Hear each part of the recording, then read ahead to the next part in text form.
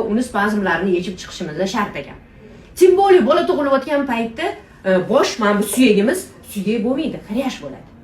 Yumshoq bo'ladi, egiluvchan bo'ladi va u ona qornidan chiqayotganda, tug'ilib chiqayotganda yaxshigina ezilishiga uchraydi.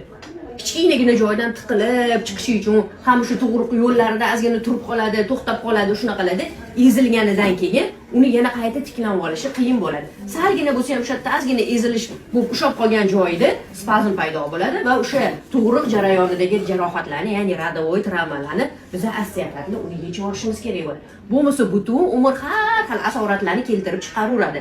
Agar tug'ruq jarayoni uzoq davom etgan bo'lsa, bola uzoqroq siqilib qolgan bo'lsa, dimiqib qolgan bo'lsa, o'sha bosh siqildimi, demak dimiqish ham bo'ladi. Qaysi bolada boshida o'zgarish bormi, demak u dimiqdan ham o'pkasida ham o'zgarish bor. Yoki ko'krak qafasida qanaqadir deformatsiya ko'ryapsizlarmi, demak uni boshi yaxshigina siqilish olgan, yaxshigina travma olgan. O'shaning uchun har bir tug'ilgan chaqaloqni bosh o'pkasini ishlab olish shart. Travma olmadi degan bolani o'zi yo'q. Radovoy travma hamma bolalarda bo'ladi.